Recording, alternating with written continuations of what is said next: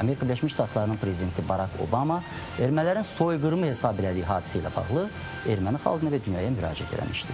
Sevinç Osman qızının Amerika Birləşmiş Ştatlarından, Vaşinqtondan ermənilərin və türklərin müəyyən mənada qəzəbinə səbəb olmuş bu müraciəti barədə xüsusi reportajını təqdim edirəm. Biz indi ermənilərin yığışdığı düşərgənin qarşısındayıq. Onlar Türkiyə səfirliyi qarşısında müvəqqəti keçirirlər və hesab edirlər ki, onların da etiraz etməsi üçün kifayət qədər əsas var.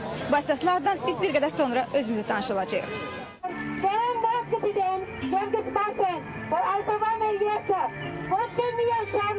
Biz bura gəlmişik ki, soyqırma yox deyək, istəyirik və həm Türkiyə, həm də Azərbaycanın erməni əhalisinə qarşı işğalı dayandırmasını istəyirik.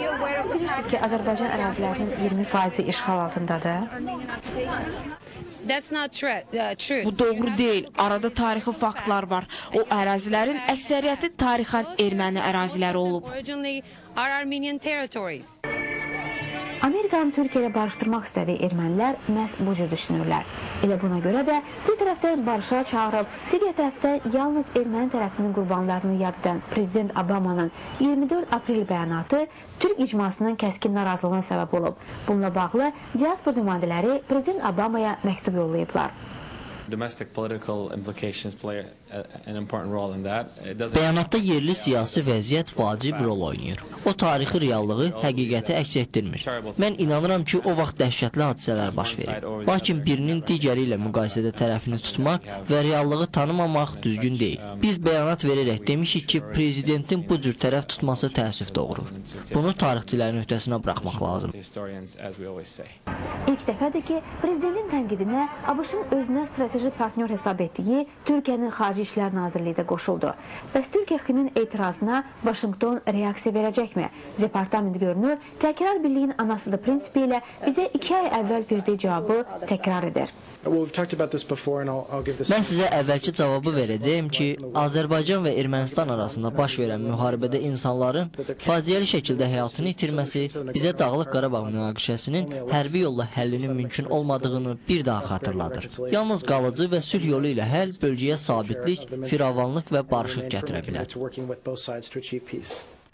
Daş qayaya rast gəlib. Lakin Türk icmasındakı dostlarımız günahı administrasiyada deyil, onu maarifləndirməli olan özümüzdə axtarmağı çağırırlar. Bu bəyanata gəldikdə Türk diasporunun hökumət nümayəndələri və prezidentin maarifləndirilməsində böyük rol ola bilər.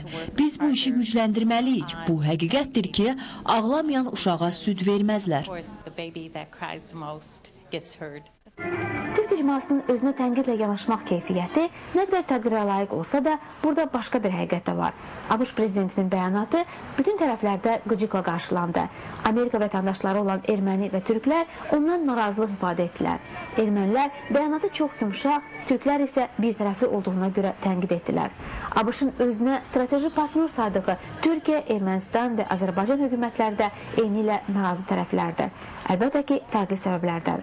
Elə isə bəlkə tərəflər arasında uçurumu daha da dərinləşdirən, ilbəil çeynənmiş sözləri təkrar edən bəyanat ənənəsinə son qoymaq vaxtı çatıb.